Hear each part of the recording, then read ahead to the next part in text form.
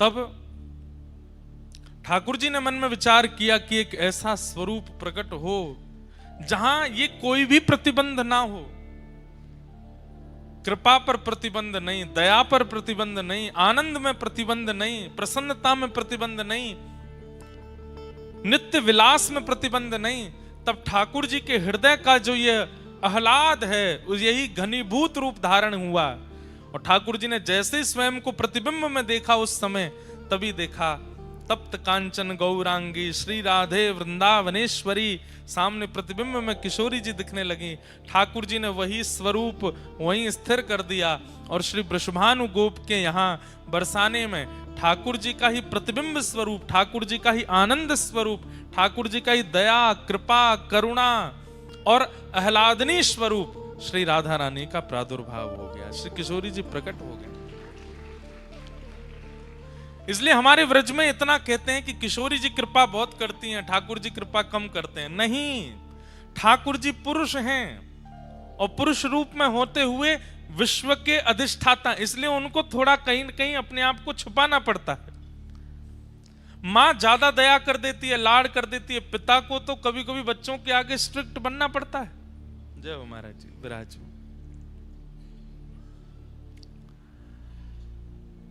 तो ठाकुर जी का वही घनीभूत स्वरूप श्री किशोरी जी के रूप में प्रकट हुआ। सब लोग इधर देखो, ध्यान से सुनो। किशोरी जी के रूप में प्रकट हुआ। अब किशोरी जी और ठाकुर जी मन में विचार करें,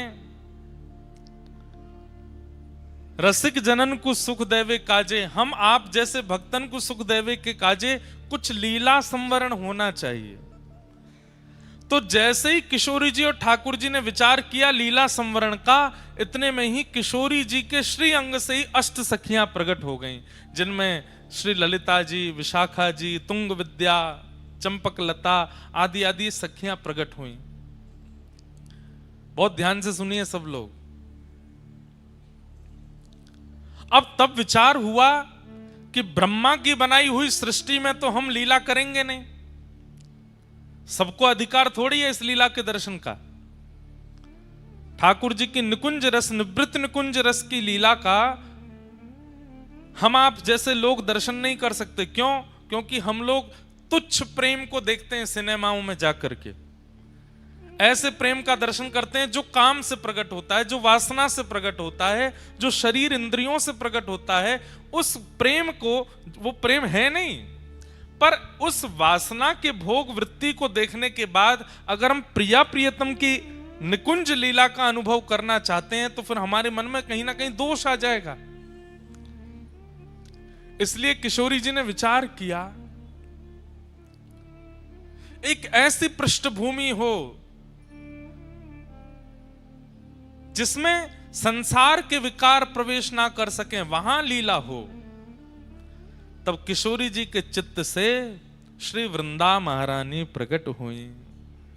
बोलो वृंदा महारानी की जय। वृंदा महारानी प्रकट हुई और उन्हीं वृंदा महारानी ने तुरंत किशोरी जी से प्रार्थना की, हे महारानी, सब लोग इधर देखो, यहां देख लो, लोग तो आते जाते रहेंगे, आप ये कथा सुन लो, सब जगह नहीं मिले ऐसे सुनवे को। वृंदा महारानी प्रकट हुई किशोरी जी के चित्त। अच्छा, ठाकुर जी और किशोरी जी जो विचार करते हैं वो प्रकट होता चला जाता है। ठाकुर जी विचार करें कि यहाँ सुंदर पर्वत श्रृंखला हो तो पर्वत प्रकट हो जाते हैं। ठाकुर जी सोचें कि यहाँ पे या वृक्ष में सेब लग जाए तो वो बबूल को वृक्ष हो, वहां में सेब लग जाएगा। ठाकुर जी की चिंतन से सब लीलाएं होती हैं। तो किशोरी जी ने विचार किया, ऐसी भूमि हो, ऐसा सघन वन हो जहां सबके प्रवेश का अधिकार ना हो और प्रिया प्रियतम सखियां सहचरियां नित्य विलास कर सकें। तब वृंदा महारानी प्रकट हुई और वृंदा महारानी ने कहा, हे श्यामाजू, मुझ पे कृपा करो, आप आज्ञा करें तो मैं दिव्य रूप धारण करके सघन वन बन जाऊं और जहां आप और श्री श्याम सुंदर दोनों लीला विहार करें।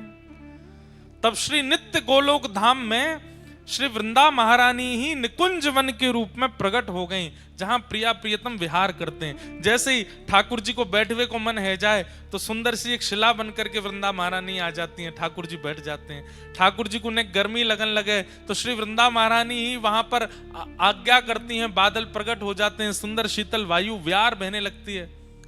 ठाकुर जी को धूप लगे तो श्री वृंदा महारानी निकुंज बन करके ठाकुर जी के सामने आ जाती हैं, प्रिया जी की सेवा में आती हैं। श्री प्रिया प्रियतम के नित्य विहार के लिए श्री वृंदा महारानी प्रकट हो गई और प्रकट होकर के भूमि रूप में, वायु रूप में, वृक्ष रूप में, वल्लरी रूप में, सब रूपों में वृंदा महारानी प्रकट हो गई। इसलिए हमारे वृंदावन की उपासना में श्री वृंदा यानी कि तुलसी देवी की उपासना प्रधान है, क्योंकि इनकी उपासना किए बिना निकुंज का अनुभव नहीं हो सकता।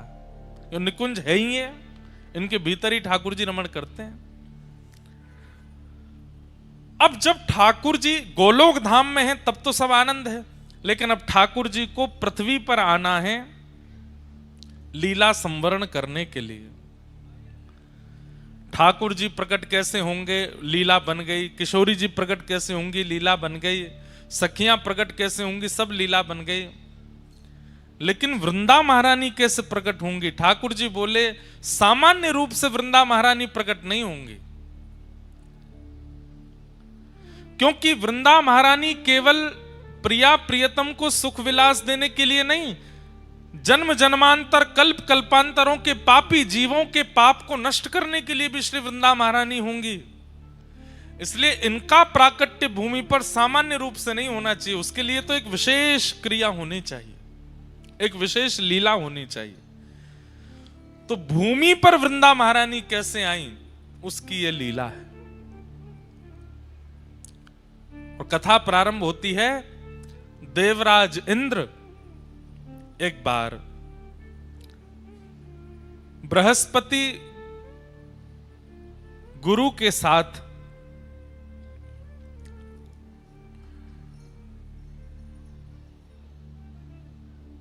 महादेव के दर्शन के लिए प्रस्थान करते हैं। देवादिदेव महादेव के दर्शन के लिए इंद्र जा रहे हैं और तभी महादेव ने मन में विचार किया कि हमारे दर्शन के लिए देवराज इंद्र आ रहा है, गुरु बृहस्पति के साथ आ रहा है, इसकी परीक्षा लेनी चाहिए, ये हमारे दर्शन का अधिकारी है कि नहीं। और उसी परीक्षण के रूप में महादेव ने शिव गण का रूप धारण किया और बीच मार्ग में आकर के इंद्र की परीक्षा लेने लगे, रोक लिया मार्ग। देवराज हैं इंद्र, तो जा रहे हैं गुमान में कि हम तो देवताओं के राजा हैं, हमको कौन रोकेगा। तभी शिवगण के रूप में स्वयं शिवजी ही आए और आकर के मार्ग रोक दिया। बोले कहां जा रहे हैं, कौन हैं आप अपना परिचय दीजिए। तो कई बार ऐसा होता है बंधुओं, बड़े लोगों से पूछ लें, बहुत प्रसिद्ध लोगों से अगर पूछ लेते हैं ना कि आप कौन हो, तो उनको बड़ी अपनी तौहीन लगती है। प्रसिद्ध लोगों को ऐसा लगता है कि हमसे ये क्यों पूछा कि हम कौन हैं। इसलिए प्रसिद्ध लोग अपने आसपास 15-20 लोग भी रखते हैं, वो तुम बता देना कौन है हम, हमको नहीं बताना पड़े अपना परिचय। बंधुओं, कभी आपसे कोई पूछ ले आप कौन हो, तो आप कैसे परिचय दो? दासानुदास, ठाकुर जी की कृपा अभिलाषी, श्री प्रिया जी की कृपा की किंकरी पाना चाहते हैं, उनके दासों के चरणों के, उनके दासों के दासों के दास हैं, हम अमुक शहर से हैं, हमारा अमुक नाम है, ऐसा करके बता देना चाहिए। और नाम वाम बहुत देर में बताना चाहिए। स्वयं का स्पष्ट परिचय नहीं देना चाहिए, और दें भी तो उसमें अत्यंत दैन्य के साथ देना चाहिए। दैन्य मतलब बहुत झुक करके, बहुत दीन बन करके अपना परिचय देना चाहिए। हम वो बात अलग है कि अब आप अमेरिका जा रहे हो, एम्बेसी में पूछ लिया जाए व्हाट्स योर नेम, अब आप वहां कहो दासानुदास कृपानु आदि आदि, तो वहां तो स्थिति के अनुसार कोई राह चलता व्यक्ति पूछ ले, बस में बगल में बैठा व्यक्ति पूछ ले, फ्लाइट का व्यक्ति पूछ ले, ट्रेन में कोई पूछ ले, किसी नगर का कोई व्यक्ति पूछ ले, तो क्या अपना परिचय दो? बोले हम तो किशोरी जी के दास हैं।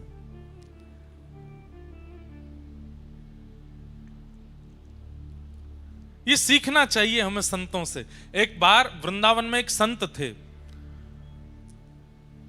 उस समय सोशल मीडिया नहीं था, फोन भी नहीं थे। उस समय की बात, उन संत का इतना प्रचार हो गया पूरे भारत में कि भैया वृंदावन में एक संत रहते हैं, अमुक नाम के संत हैं, और भैया उनका स्वभाव, उनका विचार, उनकी शैली, उनकी बोली, उनका रूप, उनकी कुटिया, उनकी सेवा, सब देखने लायक है।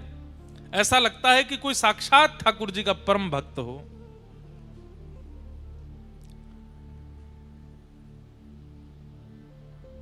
चित्रकूट में एक महात्मा को उनका यश सुनाई दे गया। ध्यान से सुनिएगा। उस समय सोशल मीडिया आदि थे नहीं, गाड़ी बस भी नहीं थी, तांगे चलते थे, और दूर दूर से लोग बहुत मुश्किल से वृंदावन आ पाते थे। तो चित्रकूट में किसी संत ने उनकी जब महिमा सुनी तो उन्होंने मन में सोचा कि भाई प्राण कब तक तन में रहेंगे, उससे पहले वृंदावन जाके इन महापुरुष का दर्शन कर लेना चाहिए। चित्रकूट से निकले, महीनों चल करके वृंदावन आए। वृंदावन जैसे ही पहुंचे, बिहारी जी के दर्शन की, राधा रमण जी की, राधा वल्लभ जी के दर्शन की इच्छा बाद में थी, पहले उन महात्मा को देखना है, उनके दर्शन करने हैं। संभवतः हरे राम बाबा नाम था उनका, जो वृंदावन के महात्मा थे। तो जगह जगह पूछ रहे थे, भैया वो महात्मा जी कहाँ रहते? अच्छा, वो परिक्रमा मार्ग में चले जाओ, सीधे जाएंगे तो पानी घाट के बाद में यमुना जी के तट पे ही बाबा की कुटिया है। बोला अच्छा। चलते गए, अब पानी घाट पहुंच गए तो पानी घाट पर जाके पूछा, भैया वो बाबा की कुटिया कहाँ है? बाबा की कुटिया कहाँ है? पूछते पूछते एक महात्मा मिले उनको। उन महात्मा से उन्होंने पूछा, सब लोग इधर देखो, ध्यान से सुनो। बोले भैया वो वृंदावन के एक महात्मा, उनकी कुटिया कहाँ है? तो वृंदावन के वो महात्मा बोले, अच्छा उन बाबा के दर्शन करने? बोले हाँ, मैं अभी थोड़ी देर में वहीं जाने वाला हूं, उनके पास ही, आप चाहो तो मेरे साथ चल देना। बोले हाँ भैया, हम तो वैसे भी अपरिचित होंगे तो हमसे तो मिलेंगे भी नहीं, आपका परिचय होगा तो आपके माध्यम से हम मिल लेंगे। तो चित्रकूट के उन महात्मा को एक वृंदावन के महात्मा अपनी कुटिया में ले गए और ले जाके बोले, आप इतनी दूर से चल के आए, कुछ पाया नहीं होगा, भोजन कर लीजिए। हाँ भैया, थोड़ा सा कुछ पवा दो। तो बढ़िया सुंदर टिक्कर बनाए अपने हाथों से, और टिक्कर बना करके सब्जी दाल रोटी जो भी थी सब उनको पवाया। प्रसाद पाने के बाद वो चित्रकूट वाले महात्मा बोले, भैया आप हमारा पेट भर को अब चलें, महात्मा के दर्शन कर लें। बोले अभी तो आपने इतना प्रसाद पाया है, थक गए होंगे, थोड़े पौड़ जाओ, आपके हाथ पैर दबा दूं। अरे नहीं नहीं, हमको नहीं पौड़ना, हमको तो उनके दर्शन करने। अरे 10-15 मिनट ने पौड़ जाओ। पौड़ जाओ मतलब नहीं, लेट जाओ। जबरदस्ती वो चित्रकूट के महात्मा को लिटा दिया। अब उनके पैर दबाने लगे, पैरों में घी की मालिश करें, कभी उनको पंखा जलें, उनके शरीर पर इत्र लगावें, हाथ दबावें, कमर दबावें, कोठा दबावें। वो चित्रकूट के महात्मा तो इतने आनंद में आ गए, सो गए। 20-25 मिनट, आधा घंटा के लिए नींद लग गई। जब आंख खुली तो कोई और महात्मा वहां खड़े थे, वो नहीं थे जो पहले से वहां थे। तो कोई और महात्मा वहां खड़े थे। तो खड़े हुए, अरे भैया वो कहाँ है बाबा जिनकी कुटिया है? बोले वो ठाकुर जी की सेवा में गए अंदर। अरे भैया, हमको इतना पवा दिया, फिर सुला दिया, हम तो चित्रकूट से आए थे हरिराम बाबा का दर्शन करने के लिए, सुबह से व्याकुल, पर ये महात्मा जी देखो इतना बढ़िया प्रसाद पवाया, जबरदस्ती सुबह के मेरे हाथ पांव ऐसे बढ़िया दबाए कि मैं सो ही गया। तो दूसरा महात्मा हंसने लगा। बोले आप जिनकी कुटिया में बैठे हैं और जिनके हाथ से प्रसाद पाए, जिनके हाथ से सेवा कराएं, यही हरिराम बाबा हैं।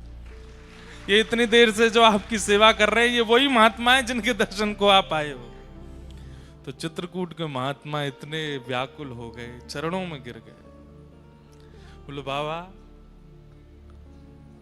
हमने आपसे पूछा हरे राम बाबा के यहाँ जाना है तो आप बोले कि हम भी वहीं जाएंगे, आ जाओ कुटिया में चलो, क्यों किया आपने ये सब? बोले मैं उसी समय बता देता कि मैं ही हरे राम बाबा हूं, तो पता लगने के बाद अब आप मेरे चरणों में हो, पता लगने से पहले मैं आपके चरणों में था, आपके चरण दबाने का, आपको प्रसाद पवाने का, आपकी सेवा करने का ये अवसर मुझे कैसे मिलता? इसलिए मैंने अपना परिचय नहीं दिया। चित्रकूट के महात्मा बोले जितना मैंने सुना था, जैसा मैंने अनुभव किया था, वो प्रैक्टिकली मैंने देख लिया कि आप कितने ऊंचे महात्मा, आपकी स्थिति क्या। तो वैष्णव भक्त की क्रिया, भक्त का व्यवहार, स्वभाव उसका परिचय दे देता है कि वो कैसा वैष्णव है। सामान्य संसार की तरह आपका व्यवहार है तो आप कोई वैष्णव नहीं, आपके व्यवहार में कुछ अलग होगा, आपकी बातों में कुछ नवीनता होगी, आपके विचारों में कुछ नवीनता होगी, आपकी चाल ढाल उठना बैठना सब नवीन होगा, कुछ हटके होगा, और उन सब में विशेष प्रधानता दैन्यता की होगी, ऐश्वर्य की नहीं। ऐश्वर्य की प्रधानता संसारी जीव में होती है, पर दैन्यता की प्रधानता भक्त जीव में होती है। उसके दीनता दिखेगी आपको उसके व्यवहार में। तो इंद्र जा रहा है महादेव के दर्शन के लिए, बीच रास्ते में महादेव शिवगण बनकर के आ गए परीक्षा लेने के लिए, और परीक्षा में इंद्र गुमान में भरा हुआ है, अपने छाती तान के खड़ा है। शिवगण ने पूछा, शिवगण तो नहीं थे, शिवजी थे, वो तुम कौन हो? तो इंद्र बोला मुझे नहीं जानते तुम? बोले हम तो नहीं जानते। ऐसा है सुनो, मेरे आंखों के आगे से चले जाओ और तप करो, तप करके कोई देवता प्रकट हो तो उससे पूछ लेना मैं कौन हूं, मैं अपना परिचय दूंगा तुमको। शिवगण बोले ऐसे कौन हो तुम भैया जिसके लिए हमको तप करना पड़ेगा? बोले वही तो, तप करके पता चलेगा कि मैं कौन हूं। अब सुनो, मेरा समय बर्बाद मत करो, सामने से हटो। यहां इंद्र जिद करने लगा आगे बढ़ने की। शिवगण बोले जब तक परिचय नहीं दोगे आगे नहीं जाने दूंगा। इंद्र बोला मुझे भी सौगंध है अपने स्वर्ग की कि मैं परिचय नहीं दूंगा अपना। शिवगण बोले मुझे भी अपने गणत्व की सौगंध है, मैं तुझे आगे नहीं जाने दूंगा जब तक तू बताएगा नहीं। बस यही कहा सुनी हो गई। जैसे ही इंद्र ने अपना अस्त्र निकाला और अस्त्र निकाल करके जैसे ही शिवगण के ऊपर प्रहार करने लगा, शिवगण तो अंतर ध्यान हो गया, साक्षात देवादिदेव क्रोध में प्रकट हो गए सामने। तीसरा नेत्र तमतमाने लगा, खुलने के लिए तैयार। इंद्र के हाथ पांव कांपे, ये क्या हुआ? ये शिवगण के रूप में साक्षात शिवजी आए थे। चरणों में दंडवत हो गया। शंकर जी बोले तुझे जीवित नहीं छोड़ूंगा मैं, इतना अभिमान अपनी पदवी का? अरे तू मेरे दर्शन क्या करेगा? तू मेरे गणों से ऐसा व्यवहार कर रहा है, तू मेरे दर्शन का अधिकारी है। तब इंद्र ने अपने गुरुदेव, इसीलिए गुरु होने जरूरी हैं। कई बार शिष्य की नैया डूब रही हो तो गुरु जी बचा लेते हैं। गुरु बृहस्पति ने महादेव से कहा, गुरुदेव हे देवादिदेव, ये तो सामान, आप तो जानते हैं इंद्र कैसा है, क्रोध मत कीजिए। 33 कोटि देवताओं के ऊपर इसका राज है, अगर इसे कुछ हो गया तो फिर स्वर्ग देव राजा विहीन हो जाएगा, दैत्य चढ़ाई कर देंगे। हे महादेव आप कृपा करो। तो महादेव का श्वास थोड़ी सी कम पड़ी और जैसे तैसे करके बोले गुरु की वजह से बच रहा है तू, नहीं तो आज तेरे प्राण पखेरु उड़ जाते। बृहस्पति बोले आप बस शांत हो जाओ, आप कुछ कहो मत। महादेव बोले कि अब मैं तो कुछ नहीं कहूंगा, लेकिन जो मेरे अंदर क्रोध प्रकट हो गया है वो बिना निकले मानेगा नहीं, उसे कहां भेजूं? बोले महाराज पृथ्वी में भेज देंगे तो प्रलय आ जाएगा, आकाश में डाल देंगे तो आकाश का भेदन हो जाएगा, लोक सब नष्ट हो जाएंगे। अथाह स्वरूप समुद्र का है, आप समुद्र में अपने क्रोध को विसर्जित कर दीजिए। तब महादेव ने अपना तीसरा नेत्र खोल करके उस प्रकट क्रोध को समुद्र में विलीन किया। समुद्र भी उस क्रोध के तेज को सह नहीं पा रहा था। भूचाल आ रहे थे, ज्वार भाटा आ रहा था, उष्ण हो गया समुद्र का जल। तब समुद्र ने भी प्रार्थना की, बोले महादेव आपके क्रोध को हम भी सहन नहीं कर पा रहे हैं, अब क्या करें इसका। तो बोले इसको फिर किसी एक रूप में प्रकट करके पृथ्वी पर इसको भेज दो। तब महादेव का वह क्रोध जो समुद्र भी सहन नहीं कर पाया, उसी ने एक रूप धारण किया और समुद्र से उसका प्रादुर्भाव हुआ, वही हुआ जलंधर। जलंधर इतना खतरनाक था कि महाराज देवता दैत्य सब थरथर कांपते थे उससे। महादेव का क्रोध है। जलंधर का विवाह हुआ वृंदा नाम की कन्या से। जलंधर वैसे ही इतना शक्तिशाली था, लेकिन वृंदा जैसी पतिव्रता पत्नी प्राप्त होने के कारण जलंधर का तेज, जलंधर का ऐश्वर्य, जलंधर का साम्राज्य और ज्यादा प्रगाढ़ होता चला गया। पतिव्रता नारी है वृंदा, अपने पति को परमेश्वर मानती है, और उसके पातिव्रत के कारण जलंधर का जो बल है वो वैसे ही इतना बलवान था, लेकिन पत्नी के पातिव्रत के कारण वो और बलवान हो गया। इसलिए संसार में सबसे बड़ा व्रत यदि कोई है तो वो पातिव्रत है, पत्नी व्रत, पतिव्रत। यदि कोई व्यक्ति पतिव्रत का पालन करे, माताएं और भाई लोग पत्नी व्रत का पालन कर लें, कुछ नहीं करना, ना भूखा रहना है ना प्यास रहना, खूब चकाचक खाओ पियो आनंद करो, बस एक के ही रहो। अगर आपने ये निश्चय कर लिया तो आप संसार की किसी भी स्थिति को पार कर सकते हैं। अरे कहां तक कहें, अगर यमराज आ गए पति को लेने के लिए और पत्नी पातिव्रत धर्म का पालन करती है, भले ही पति में लाख दुर्गुण हैं, लेकिन पत्नी पातिव्रत नियम से रहती है, तो उस समय यमराज भी अगर पति को लेने आएंगे तो यमराज भी उसके पति को छू नहीं सकते, पहले पत्नी से आज्ञा लेंगे, हम ले जा सकते हैं इसको। कौन पत्नी चाहेगी कि मेरा पति जाए? कोई नहीं चाहती। सीधी बात, यमराज भी पति का स्पर्श नहीं कर सकते अगर पत्नी पतिव्रता है तो। पत्नी का स्पर्श यमराज नहीं कर सकते अगर पति पत्नी व्रता है तो। इतना बड़ा व्रत है। हम दुनिया भर के व्रत करते हैं, पर इस व्रत में कहीं ना कहीं छूट जा रहे हैं। अब सुनिए, वृंदा का ऐसा पातिव्रत, पर देवताओं ने विचार किया ये पतिव्रता है, ये बहुत अच्छी बात है, पर ये जानते हुए भी कि पति कितना दुष्ट है, फिर भी पत्नी पतिव्रता है। तो ब्रह्मा आदि देवताओं ने कहा कि भैया वृंदा अपने पतिव्रत का पालन नहीं तोड़ सकती। तब ब्रह्मा जी से सब देवताओं ने कहा आप जाकर के जलंधर को समझाइए, वो आए दिन देवताओं पर आक्रमण करता है, यज्ञों का विध्वंस करता है। ब्रह्मा जी बोले मैं जाता हूं।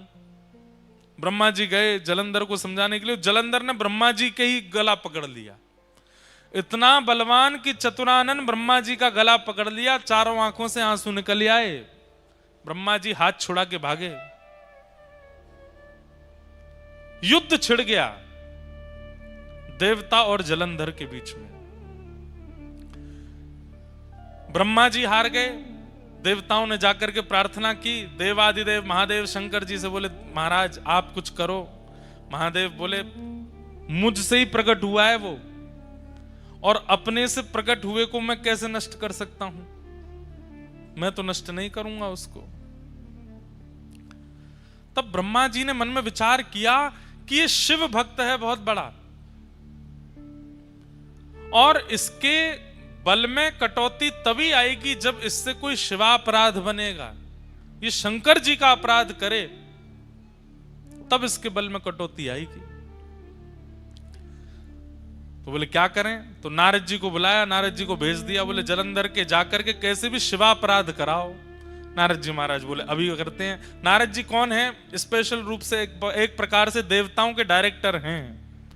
ऐसी संरचना करते हैं मूवी की, फिल्म की, ऐसी स्क्रिप्ट लिखते हैं महाराज। अगर देवताओं में भी कभी अवार्ड फंक्शन होता होगा तो बेस्ट डायरेक्टर अवार्ड मिलता होगा नारद जी को। सब जगह ऐसी स्क्रिप्ट तैयार करते हैं। अब क्या किया? नारद जी पहुंच गए जलंधर के पास। जलंधर ने बड़ा स्वागत किया, आइए आइए आइए नारद जी। नारद जी सबके प्यारे हैं, दैत्यों के भी प्रिय हैं, देवताओं के भी प्रिय हैं, सबको प्रिय लगते हैं। नारद जी महाराज पहुंचे। नारद जी ने जाकर के कहा, जलंधर तुम्हारे पास सब कुछ है। श्री सोमनाथ महादेव की जय। हमारे अर्पण महाराज जी सोमनाथ महाप्रभु हमारे सोमनाथ महादेव के श्री चरणों से पधारे हैं, आपको बारंबार प्रणाम। द्वारिकाधीश भी पधारेंगे, सोमनाथ जी भी आ गए, डाकोर जी भी आएंगे, सब आएंगे कथा में। और आचार्य स्वरूप में, वहां के प्रतिनिधि स्वरूप में, वहां के पुजारी जी, वहां के विद्वान जन ही यहां आकर के प्रतिनिधित्व करेंगे। प्रेम से सब लोग कहो, श्री सोमनाथ महादेव की जय। हमारे अर्पण महाराज जी खूब स्नेह मानते हैं, और जब कभी भी गुजरात में कहीं कथा का क्रम होता है तो कृपा करके पधारते हैं महादेव का प्रसाद लेकर के। आपको बारंबार प्रणाम वंदन। कथा सुनिए सब लोग। नारद जी महाराज से देवताओं ने कहा, आप कुछ करो। बोले क्या करना है? बोले जलंधर से शिवापराध कराओ। जब तक ये शिव जी का अपराध नहीं करेगा तब तक इसको हराना मुश्किल है। तो अच्छा, शंकर जी भी कह चुके हैं कि मैं इसको मारूंगा नहीं। क्यों? क्योंकि मुझसे ही प्रकट हुआ है। देवताओं ने कहा कैसे भी करके इससे शिवापराध बने, और इससे शिवापराध बनेगा तो शंकर जी को आना पड़ेगा इससे युद्ध करने के लिए, और शंकर जी आएंगे तो इसका नाश निश्चित हो जाएगा। नारद जी बोले ये तो हमारे बाएं हाथ का खेल, अभी करते हैं। तुरंत पहुंच गए। नारद जी जैसे ही पहुंचे, जलंधर ने प्रणाम किया। पूरी सभा खड़ी होकर के दंडवत करने लगी, जय हो नारद जी महाराज को प्रणाम। नारद जी बोले और जलंधर सब आनंद मंगल। बोले भगवान सब आपकी कृपा है, देखिए ना मेरा दशों दिशाओं में कैसा यश हो रहा है। देवता थर-थर कांपते हैं मेरे कारण। मैं स्वर्ग की ओर दृष्टि कर लेता हूं तो स्वर्ग में भूचाल आ जाता है। मैं चाह जाऊं तो समुद्र में लहरें नहीं आती। मैं चाह जाऊं तो सूर्य उदय नहीं होते। मैं चाह लूं तो 7 दिन तक चंद्रमा को प्रकाश देना पड़ता है, शीतलता देनी पड़ती है। आपकी कृपा से सब कुछ है भगवान, कोई कमी नहीं है मेरे पास में। नारद जी बोले नहीं, तुम्हारे पास सब कुछ है, बस एक नहीं है। बोले क्या? अति सुंदर पत्नी नहीं है तुम्हारे पास। जलंधर बोला अरे मेरी पत्नी वृंदा, आपने देखा नहीं उसको, कितनी सुंदर है। बोले ठीक है, सुंदर है तुम्हारी वृंदा पत्नी, पर इससे भी लाख गुना ज्यादा सुंदर एक हैं, वो तुम्हारे पास नहीं है। जलंधर तुरंत खड़ा हो गया, किसके पास है आप कहिए, और आप यहीं बैठे रहिएगा, मैं अभी लेके आऊंगा। बोले देव आदिदेव महादेव के बगल में विराजमान श्री पार्वती जी, वो हैं सबसे सुंदर। जलंधर पहले तो रुक गया, वे तो मेरे इष्ट हैं, मुझे उन्होंने प्रकट किया है, मैं उनकी पत्नी कैसे ला सकता हूं। जैसे ये थोड़ा संकोच में आया, नारद जी उठने लगे। बोले हमको पता था अभी तुम्हारी इतने दिग्गज नहीं हुए तुम। ठीक है, तुम्हारा बल है, तुम्हारा प्रकाश है, तुम योग्य हो, पर इतने अभी नहीं हुए हो। नहीं नहीं नहीं नहीं, आप रुकिए, बैठिए। मेरे इष्ट हैं तो क्या हुआ, सब पर विजय प्राप्त कर ली, अब इष्ट पर ही विजय प्राप्त करूंगा। और तुरंत महाराज अपनी तलवार सेना लेकर के सीधा, सबसे पहले तो उसने शुंभ निशुंभ को भेजा, जाओ जाकर के महादेव से कह दो मैं उनकी बड़ी प्रार्थना करता हूं, मैं उनको बहुत मानता हूं, मुझे युद्ध नहीं करना, वे मेरे राजी राजी अपनी पत्नी मुझे हवाले कर दें, मैं युद्ध नहीं करूंगा। शुंभ निशुंभ गए, प्रतीक्षा करता रहा, 5-6 दिन हो गए। पूछा, बोले भैया कहाँ है हमारे वो दोनों गण गए थे? तो बोले वो लौट के ही नहीं आए, महादेव ने मार दिया उनको। अच्छा, इसका मतलब ये भयभीत नहीं है मेरे प्रकोप से, मेरे बल से, मुझे बताना पड़ेगा। और तुरंत महादेव पर भी चढ़ाई कर दी, युद्ध करने लगा, महादेव से युद्ध करने लगा। है तो स्वयं महादेव का ही तेज, महादेव का ही क्रोध। अब यहां महादेव के अंदर भी क्रोध है, और वह क्रोध किससे लड़ रहा है? अपने ही उतने ही बलशाली क्रोध से लड़ रहा है। जितना बल, जितना पराक्रम, जितना तेज, जितना योग्य महादेव का क्रोध है, उतना ही योग्य तो वह भी है, क्योंकि वो वही तो है जिससे वो लड़ रहे हैं। महादेव लड़ते लड़ते बोले भैया ये हमारा क्रोध ही तो है, दोनों 100 नंबर के ही हैं, हमारे अंदर जो क्रोध है और ये वही एक ही बात है, ये 1% भी कम हो तो इससे युद्ध किया जाए, ये पूर्ण परिपूर्ण वही है जो मेरे अंदर क्रोध है। तब सब देवता बोले अब तो एक ही उपाय है। बोले क्या? नारायण के पास चलो। तब शंख चक्र गदा पद्मधारी नारायण के पास गए और कहा भगवान अब आपको युद्ध भूमि में आना पड़ेगा, आप ही इसका नाश कर सकते हो, ब्रह्मा जी भी कर चुके, महादेव तो कर ही रहे हैं, अब आप और आओ। नारायण बोले अभी आते। शंख चक्र गदा पद्म धारण करके चतुर्भुज रूपधारी जैसे ही नारायण प्रकट हुए, जलंधर ने जैसे ही नारायण भगवान का दर्शन किया, तुरंत अस्त्र शस्त्र छोड़ दिए, चरणों में गिर गया, बोले जय हो जीजा जी प्रणाम। भगवान बोले ये क्या बोला? अब हमारे ठाकुर जी तो बड़े करुणावतार हैं, जैसे ही जीजा जी कहा ठाकुर जी ने तो अस्त्र शस्त्र अंतर ध्यान कर दिए। बोले भैया सब देवताओं क्षमा करो। बोले क्यों? साले साहब हैं हमारे। पर स्वयं भगवान ही बोले ए जलंधर तू हमको जीजा बोला क्यों, पहले ये तो बता। अरे महादेव का जब क्रोध प्रकट हुआ इंद्र के ऊपर, और जब वह क्रोध इंद्र पर ना डाल पाए तो कहां भेजा उस क्रोध को? बोले समुद्र में।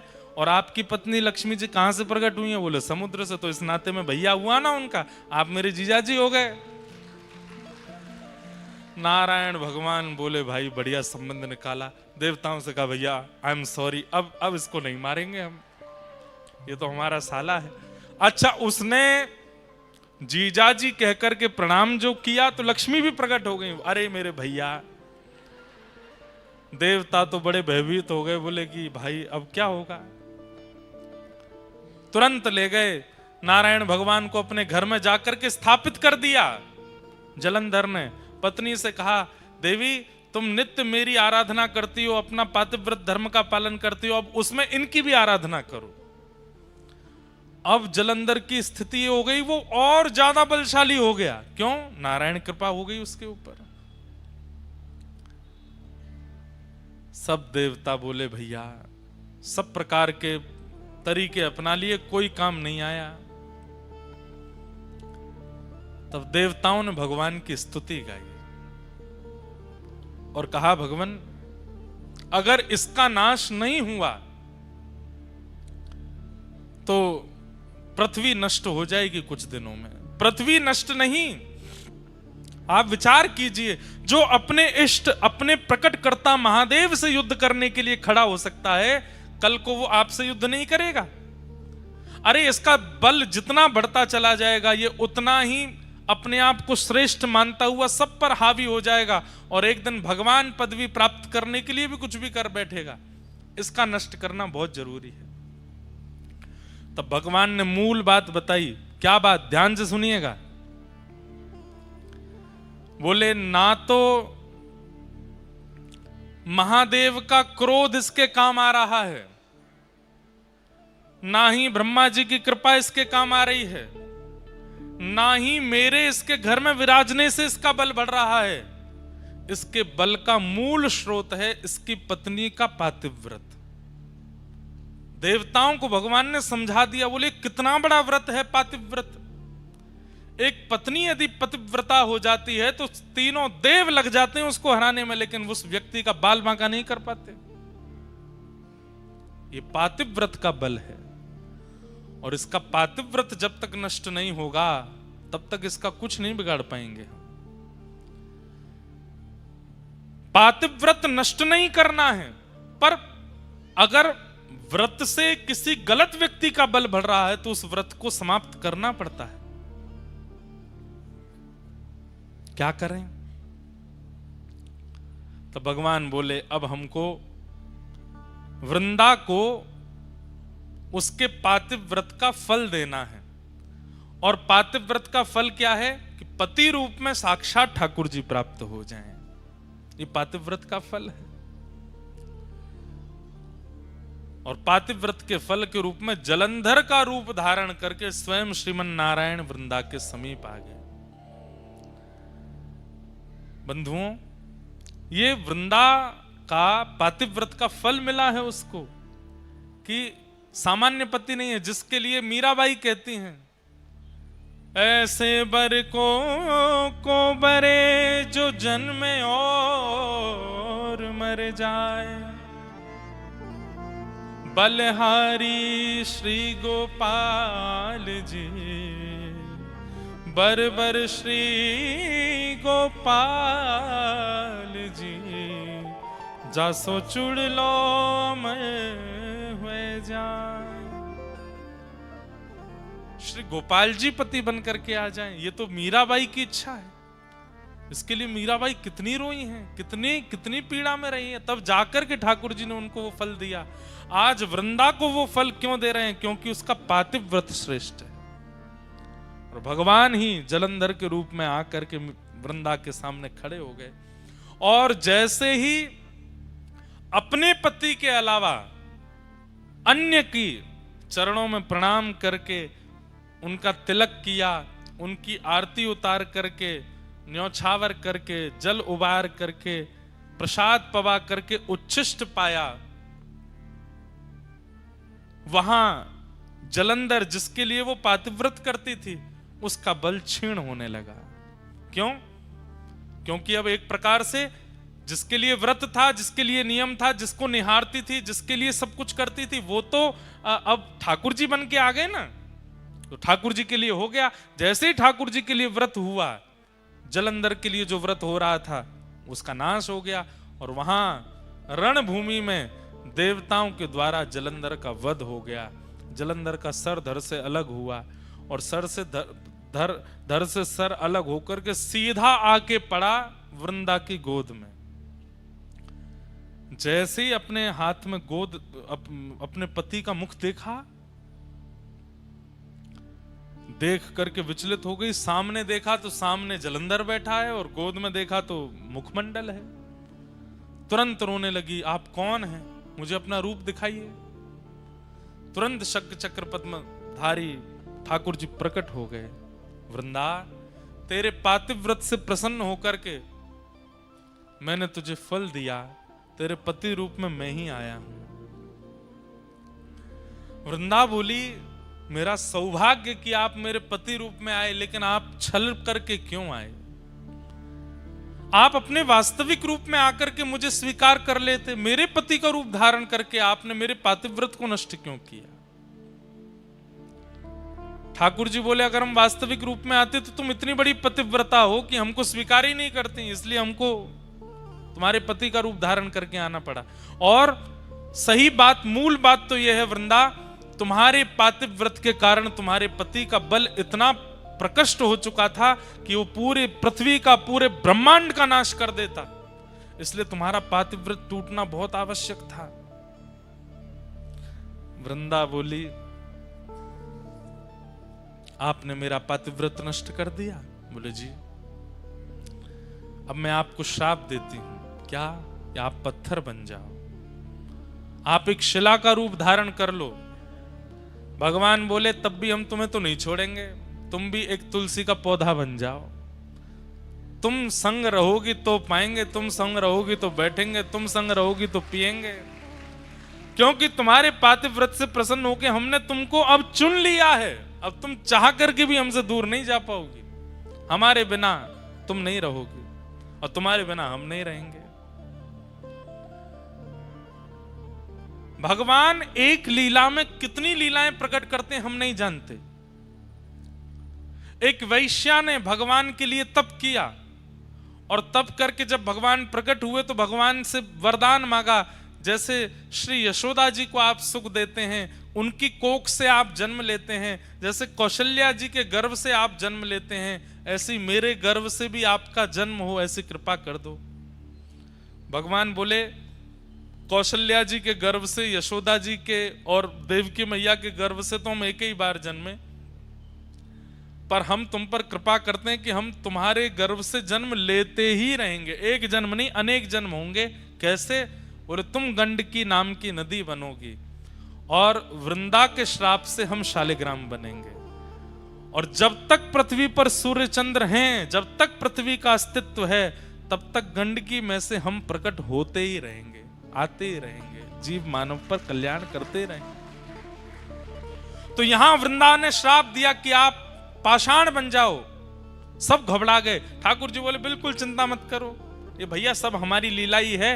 ये पाषाण का श्राप देगी तभी उस वैश्या के वरदान को हम पूर्ण कर पाएंगे। वो नदी बन करके गंडकी आ गई, अब हम जा रहे हैं, हम शालिग्राम बन के आएंगे। लेकिन हमारी भी शर्त है। क्या? तुम भी एक तुलसी का झाड़ बनोगी और जब तक तुम नहीं पधराई जाओगी तब तक हम प्रसाद नहीं पाएंगे, तब तक हम जल नहीं पिएंगे, तब तक हम कुछ भी नहीं करेंगे।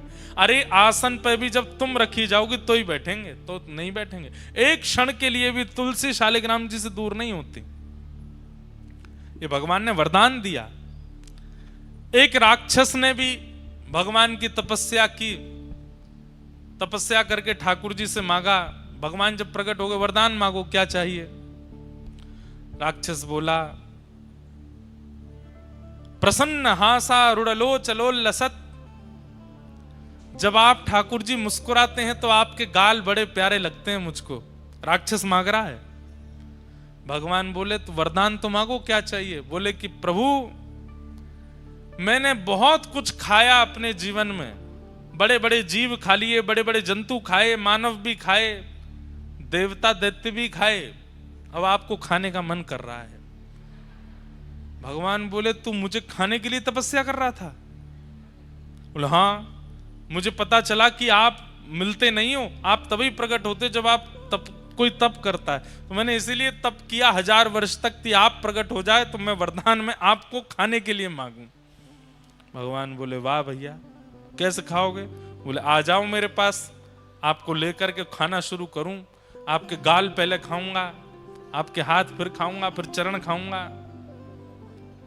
ठाकुर जी बोले भैया देखो, इस रूप में तो संभव नहीं है।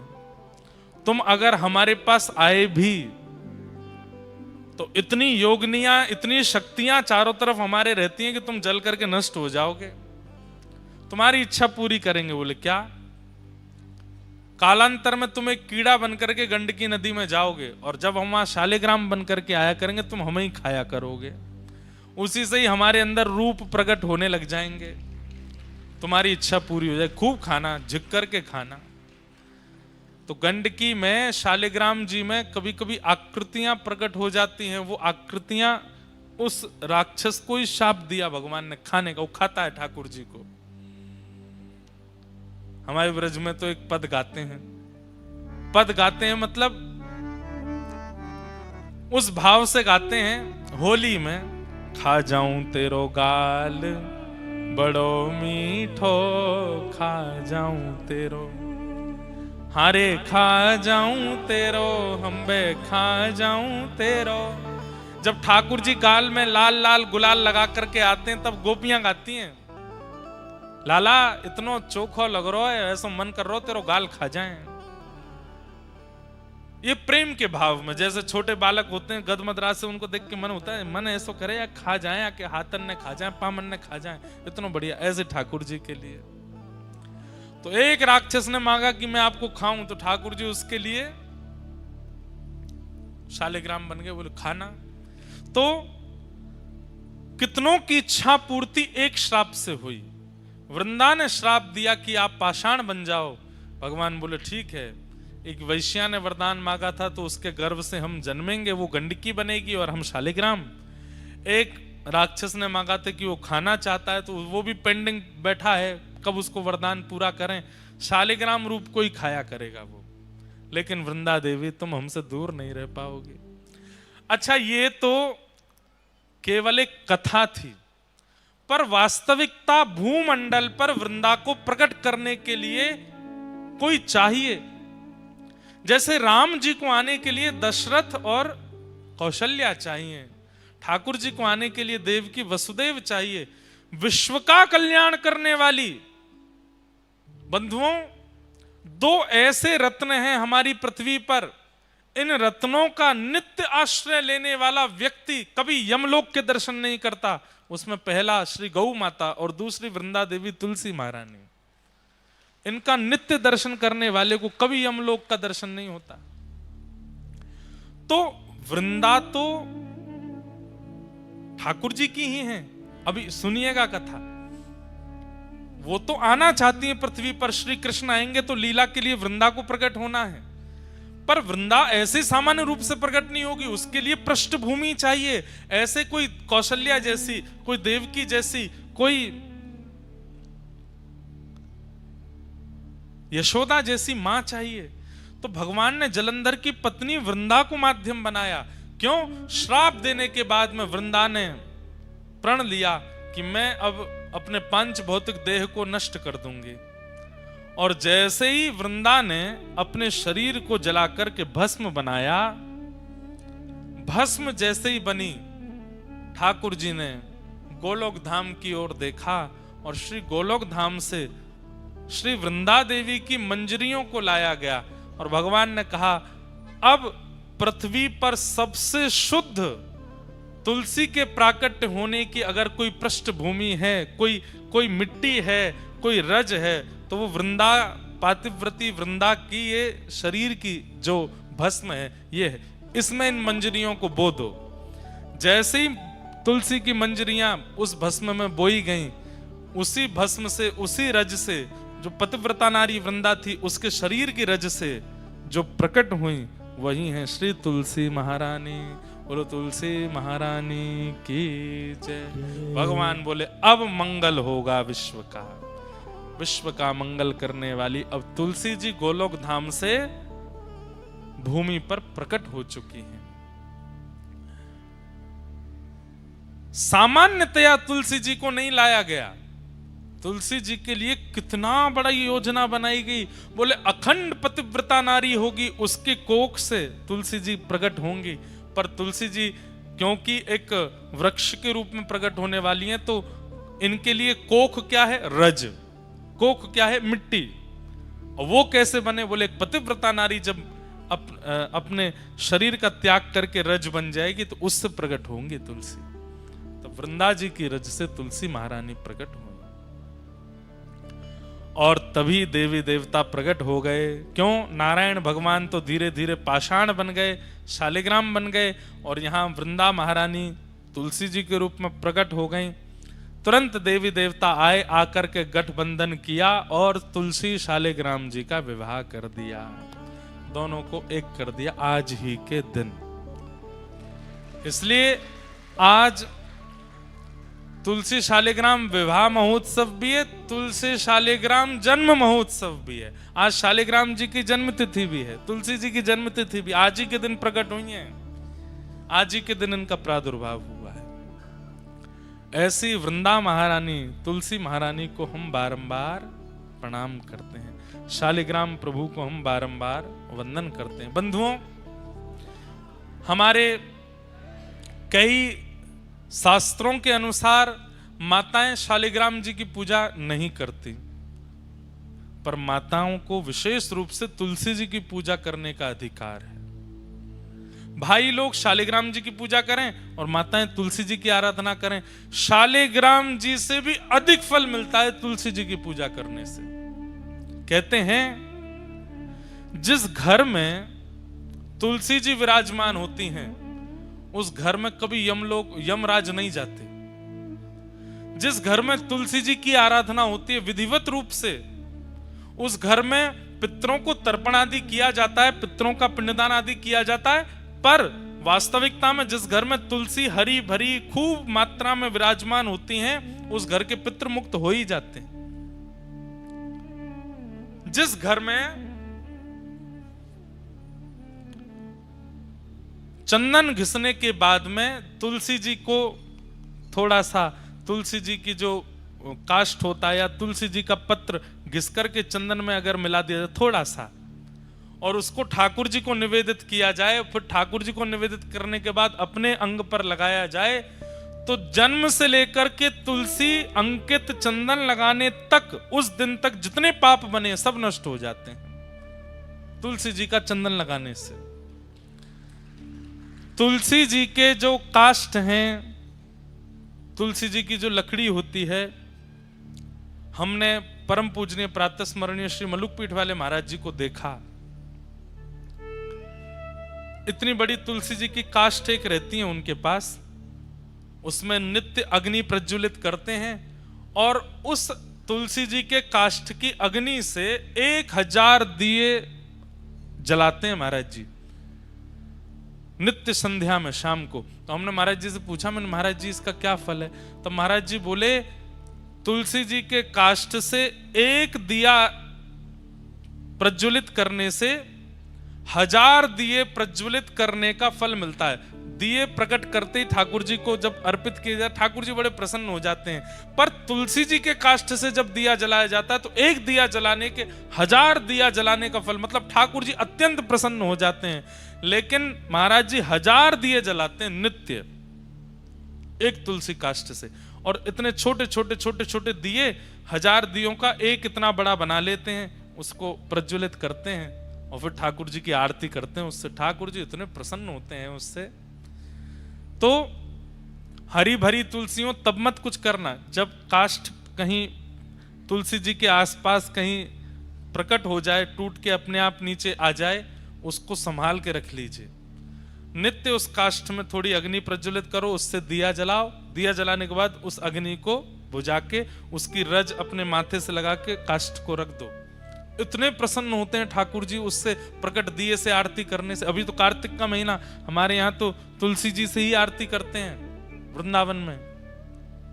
ठाकुर जी बहुत प्रसन्न होते हैं। तुलसी जी जिस गमले में लगी हो उसकी रज, तुलसी जी की रज लेकर के कभी कभी आप तिलक धारण कर सकते हैं, और वह तिलक धारण करने से शरीर में अगर कोई बहुत गंभीर बीमारी, और सबसे बड़ी बीमारी तो भैया आजकल बुद्धि में आ जाती है, विचारों की बीमारी, नकारात्मक बीमारी, शक पैदा होने वाली बीमारी,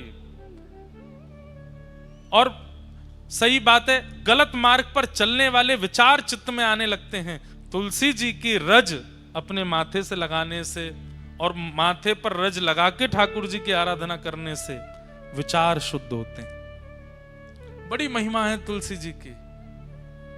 ऐसी तुलसी महारानी को हम बारंबार प्रणाम करते हैं। इस भाव से आज के दिन श्रीमन नारायण शालिग्राम रूप में प्रकट हुए और तुलसी जी के साथ में उनका विवाह। कभी आप लोग हनुमान चालीसा का पाठ करते हैं, अपनी गुरु परंपरा का पाठ करते हैं। अरे छोटे छोटे बच्चे अध्ययन भी करते हैं, अपने पढ़ाई स्कूल की कर रहे हैं, तो तुलसी जी का गमला तो बहुत सामान्य, उठा करके अपने कक्ष में विराजमान कर लो पढ़ते समय, और अपने पास में तुलसी जी रख करके आप पढ़ना प्रारंभ कीजिए। जो पढ़ेंगे भूलेंगे नहीं। ये एग्जाम देने वाले बच्चों को एक हम युक्ति बता दे रहे हैं। तुलसी जी का गमला उसकी पहले, और ऐसे नहीं कि वैसे तो तुलसी जी को पूछते नहीं, एग्जाम वाले दिन ही ले गए उठा करके, बैठो तुलसी जी पास कराओ, नहीं। तुलसी जी की नित्य आराधना आज से ही शुरू कर दीजिए। आज्ञा लेकर के तुलसी जी के पत्र तोड़ने चाहिए। द्वादशी के दिन तुलसी जी के पत्र नहीं तोड़ने चाहिए। तुलसी जी के जितने भी पत्र और आदि आदि जो नीचे गिर जाते हैं उन सबको भी प्रणाम करके सबको इकट्ठा करना चाहिए। अगर वो बहुत सूख जाएं तो उनका चूरा बना करके जिस दिन निषेध है तुलसी जी तोड़ना, उस दिन वही प्रयोग करके ठाकुर जी का भोग लगाया जा सकता है। और तुलसी जी की एक और महिमा, अगर तुलसी जी तोड़ नहीं सकते हैं, तुलसी जी का चयन नहीं कर सकते हैं, तो ठाकुर जी पर चढ़ी भई तुलसी उठाओ, उस पर नेक जल डालो, वही दोबारा भोग में अर्पित कर दो, वो पवित्र ही मानी जाती है। तुलसी जी की बनी कंठी माला कंठ में धारण करने वाले व्यक्ति के पीछे पीछे ठाकुर जी खिंचे चले जाते हैं। जहां जहां वो व्यक्ति जाता है, ठाकुर जी कहते हैं मैं संगे ही रहता हूं। जो गले में कंठी माला पहनता है तुलसी जी के, जो तुलसी जी के मन के पर नाम जप करता है, भगवान कहते हैं कि उसके नाम जप से, मंत्र जप से मैं बहुत प्रसन्न रहता हूं।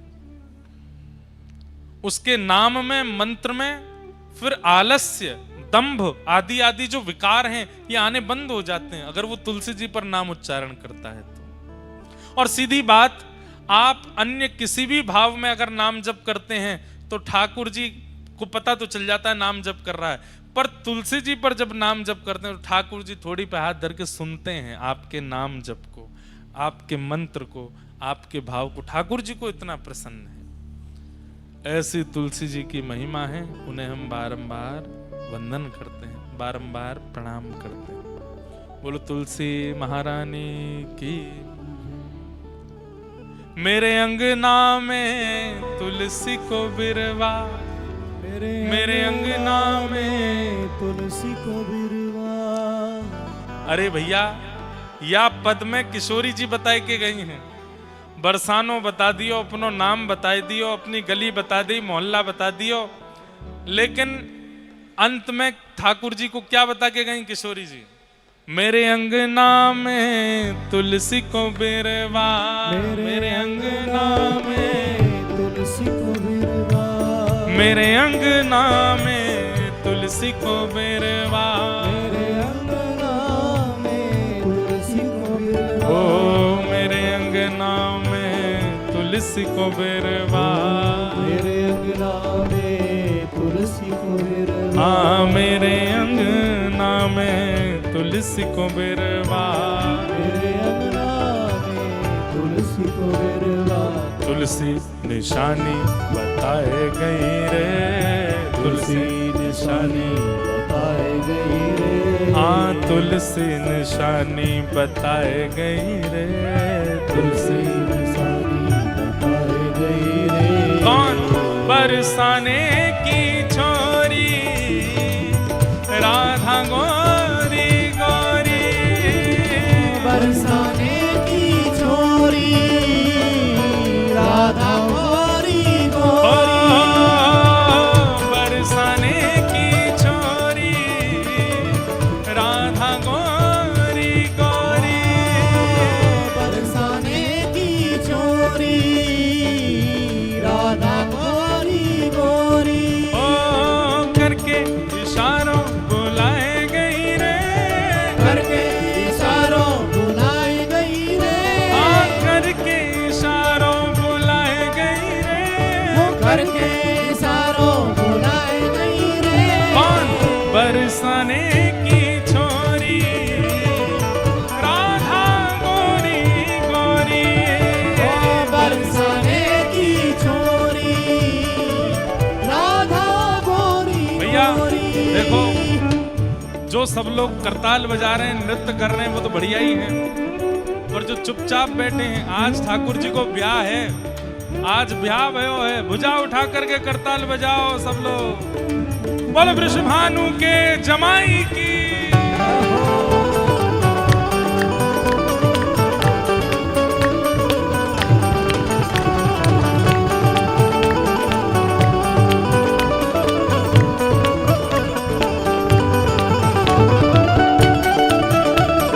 बोलो वृषभानु दुलारी की।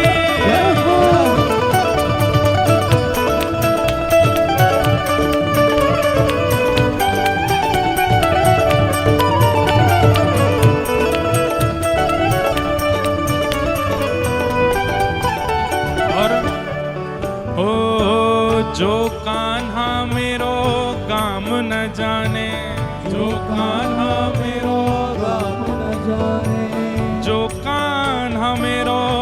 काम न जाने, जो कान्हा मेरो काम न जाने, हो मेरो काम न जाने, मेरो काम न जाने, मेरो काम न जाने, मेरो काम न जाने। अरे ये तो सब कोई जाने। सब कोई जाने। किशोरी जी कह रही है मेरो काम न जाने, वो तो सबन को पता है। अरे मेरो काम न जाने, मेरो काम न जाने, मेरो काम न जाने, मेरो काम न जाने। अरे ये तो सब कोई जाने, सब कोई जाने, ये तो सब कोई जाने, सब कोई जाने। ओ मेरो काम न जाने, मेरो काम न जाने, मेरो काम न जाने, मेरो काम न जाने। जो कान्हा मेरो काम न जाने, कान्हा मेरो काम न जाने, जो कान्हा मेरो काम न जाने, जो कान्हा मेरो काम न जाने। ऊंचो बरसानो बताए गई रे, ऊंचो बरसानो बताई गई रे, हाँ ऊंचो बरसानो बताए गई रे, ऊंचो बरसानो बताई गई रे। कौन बरसाने की छोरी, राधा गोरी गोरी, ओ बरसाने की छोरी, राधा गोरी गोरी।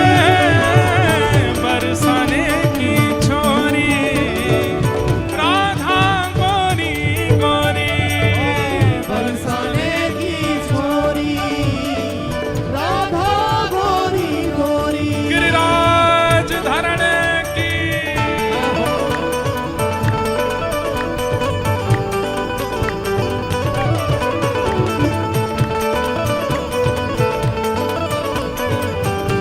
जय जय श्री राम।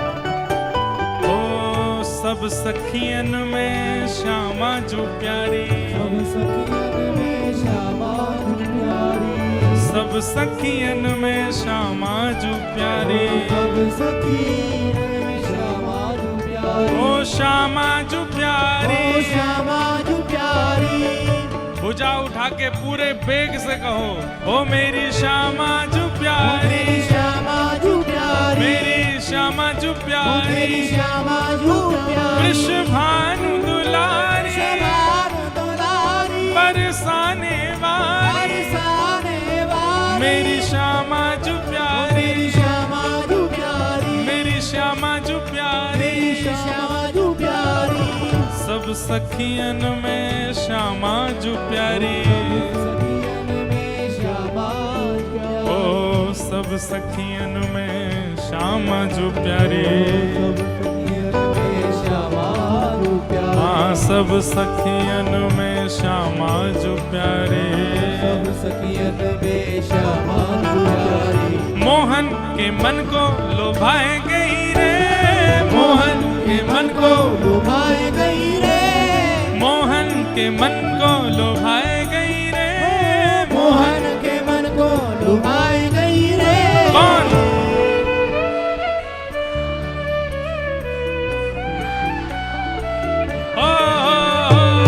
बरसाने की छोरी, राधा गोरी गोरी, बरसाने की छोरी, राधा गोरी। बरसाने की छोरी,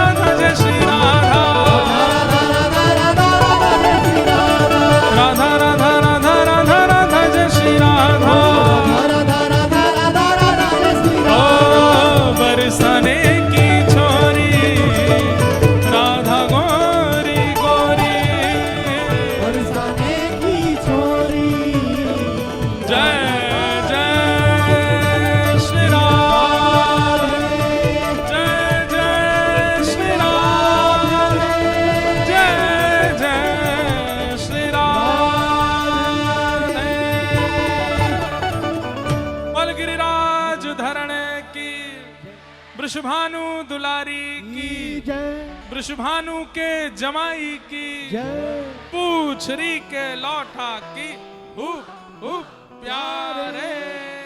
क्या बात है बंसी वारे, शाबाश। बैठ जाओ। जय हो जय हो। विराजो विराजो विराजो। ये जितने भी बालक कुछ बना के लाए सबसे हम ले लेंगे कथा के विश्राम में। अभी बैठो, सब लोग बैठ जाओ।